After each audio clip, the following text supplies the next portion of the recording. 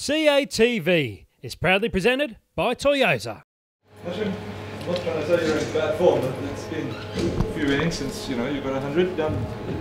Did you change much, or did something feel better, or did it all go right? No, I didn't change much. I didn't change anything actually. I think sometimes you go through a few innings where you don't score runs, and it's part of the game. I know it's happened to players in the past. It's happened to everybody actually, and it's no doubt going to happen to an average player like myself. So, I'm just glad I managed to get some runs today, and obviously put the team in a really good position for us to win it.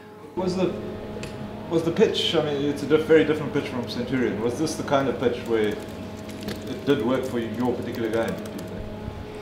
It's hard to say that. I mean, it was a good wicket to bat on. I think. Period.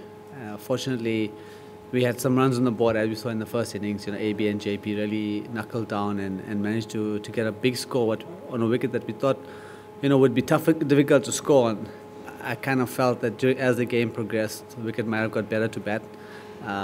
We saw both teams kind of scored it was 3.5 plus, sometimes close to 4 and over.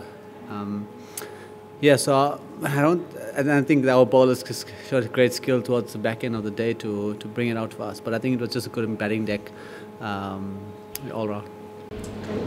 What is it about third innings hundreds against Australia that really brings the best out of you? I'm not sure. I can't answer that. I just, every batter just tries to score runs whenever we can. So fortunately, the situation was right. We had a good lead. And we managed to just pile on the runs, so I don't know. It's just really fortunate. Equal with Gary Kirsten now on 21 test tons, only 2 in front of you. Have you got your sights set on them? No, not at all. I'm playing every game like it's my last, so I'm really just grateful for those 2100s. It just feels like the other day I started playing international cricket.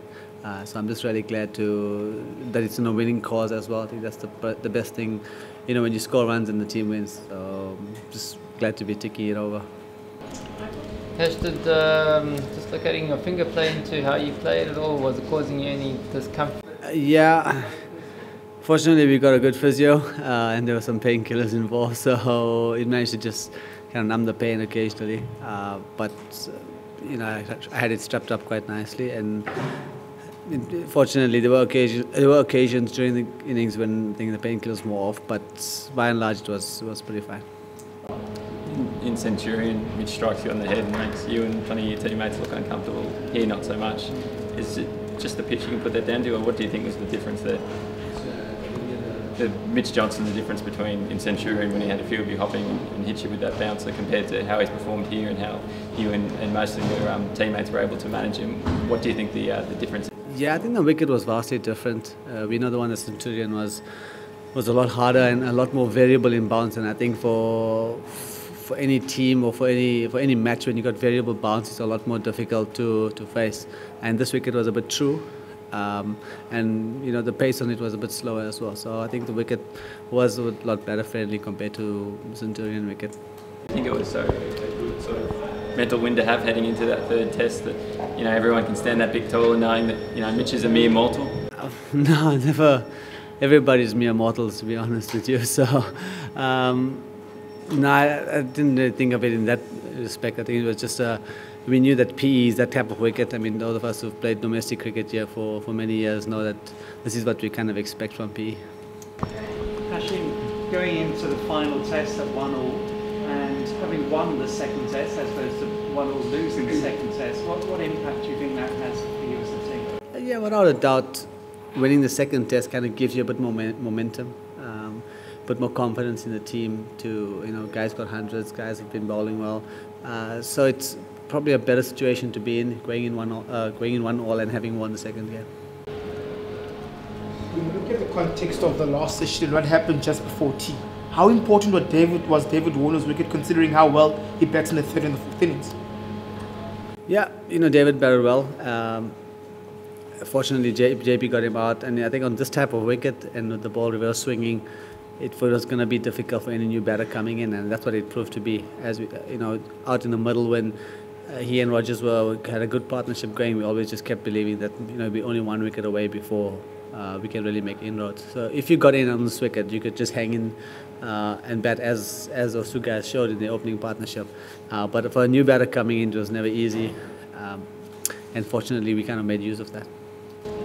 Hashim, South Africa staged a great comeback after that loss at Centurion. Is this one of the sort of biggest or most important fightbacks that you've seen in your career? Can you remember any other examples where it's been like this? Yeah, I think over the last few years we've had quite a few fightbacks.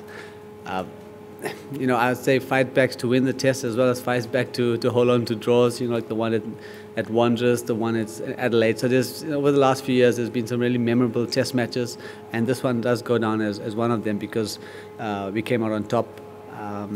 You know, there was this concern about the weather tomorrow, and you can never prepare for it. But I think the way the guys kind of applied themselves late in the evening here, we kind of felt that, you know, that you don't want to leave it to the last day as much as we can. Do you feel like, having the win here and 9 wickets in that final session, does it give you an added edge, that extra confidence heading into the series decider? Added confidence. I think just winning the game kind of gives confidence to the team going into the final test. Do you foresee a definite result in Cape Town just from what you know about what's happened in the past? I think largely that will decide. I mean, the wicket kind of will decide that. So let's see what we get there.